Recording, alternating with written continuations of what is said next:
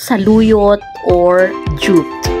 Nutrient value of saluyot per 100 grams of edible portion contains water 83 grams, protein 6.5 grams, fat 1 gram, carbohydrate 7.5 grams, fiber 2 grams, ash 2 grams, calcium 488 grams, flavonoid 114 mg, pyrosulfate 11.6 mg, beta-carotene 7,325 mg, vitamin A 1,221 mg, thiamine 0.15 mg, riboflavin 0.28 mg, niacin 1.5 mg, and vitamin C 95 mg.